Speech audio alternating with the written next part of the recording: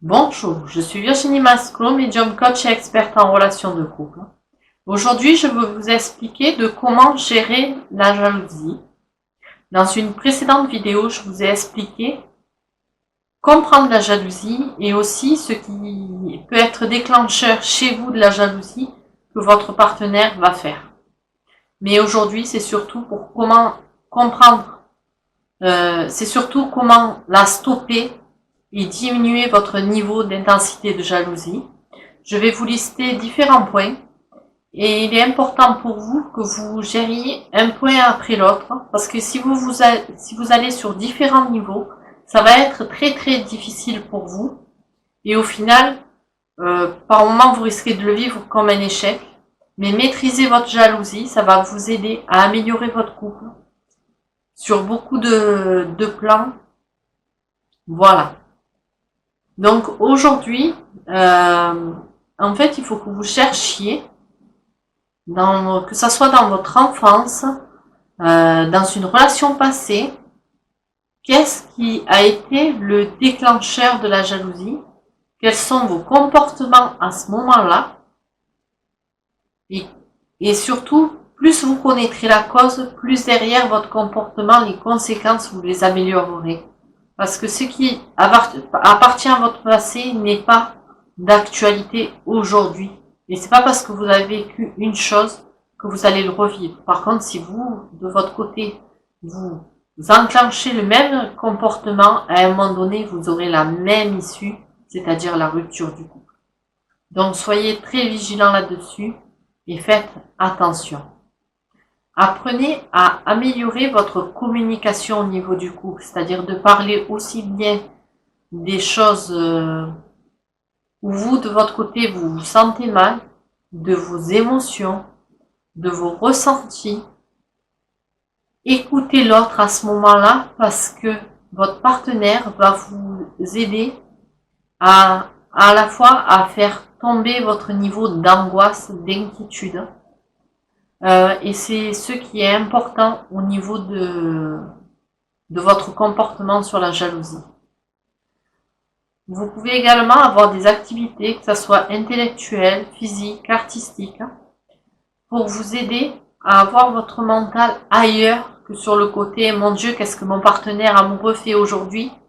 Non, ce n'est pas ça. C'est quand on est dans un couple, c'est vraiment arriver à avoir une attitude sereine. Et en mettant votre mental ailleurs, ça va vous aider à pas avoir la bicyclette dans votre tête qui n'arrête pas de tourner. Ensuite, c'est apprenez à vous aimer. Parce qu'en fait, c'est aussi, comme vous vous aimez pas, comme vous trouvez des défauts, du coup, vous imaginez que l'autre peut avoir toujours mieux ailleurs. Mais en fait, l'autre, aujourd'hui, votre partenaire est avec vous parce que vraiment, il vous aime. Et c'est ça qui fait et c'est comment vous êtes aujourd'hui qui fait qu'il vous aime. Mais c'est pas votre défaut et votre excès de jalousie qui va améliorer votre couple. Donc faites attention. C'est important aussi dans le couple d'avoir de temps en temps des espaces de liberté, des moments où chaque partenaire fait soit ses activités ou soit des moments seuls. Parce que derrière, ça va vous aider à la fois à mieux vous retrouver, à mieux vous souder. Stoppez vos images négatives, mentales, qui puissent être attirées par quelqu'un d'autre, qui ne pense pas assez à vous. Essayez de trouver une image qui, derrière, vous apporte la sérénité, que ce soit un paysage ou autre chose, et que dès que vous arrêtez pas de penser à vos mauvaises pensées, eh bien, apprenez à la switcher avec la bonne. Derrière, vous apaise. Vous pouvez également faire des méditations. J'ai également créé une méditation sur l'amour de soi qui va vous aider à vous apaiser et à retrouver une certaine zénitude, sérénité en vous.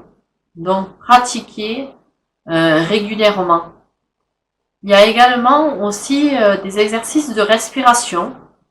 Vous pouvez trouver sur les téléphones portables une application qui s'appelle Respire Relax, qui est sur la cohérence cardiaque, qui va vous apprendre à poser des inspirations profondes et des expirations profondes.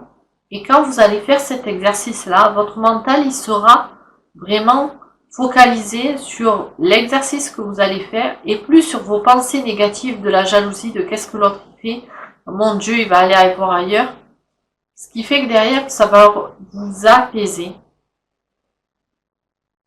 Ensuite, arrêtez de regarder des fois les médias sociaux, de dire mon Dieu, l'autre il est parti avec un tel, de certaines personnes qui racontent leur vie parce qu'en fait ça a une influence négative dans votre propre vie et dans votre couple. Donc faites attention également à ceci. Arrêtez de vous comparer à tel couple, à telle personne, à tel autre parce qu'en fait ça va à la fois vous bouffer la vie et ça va aussi créer des difficultés dans votre couple. Donc apprenez à avoir confiance et surtout ayez confiance en vous et en l'autre. Apprenez à faire des exercices de confiance en vous, ce qui fait que ça va vous aider à retrouver une certaine sérénité au niveau du couple. Et petit à petit, les choses vont se mettre en place. Donc essayez de mettre quelques points que je viens de vous citer, petit à petit. À la limite, vous pouvez également avoir un cahier où vous observez votre comportement, vous notez votre évolution, essayez de trouver également ce qui, dans votre passé, que ce soit l'enfance ou passé sentimental, qu'est-ce qui a provoqué ça? Voilà, donc, et petit à petit, vous allez noter, mettons, d'une couleur vos observations, et vous pouvez noter d'une autre couleur qu'est-ce que vous avez mis en place pour que les choses elles s'améliorent. Voilà. Passez une bonne soirée, à très bientôt, au revoir.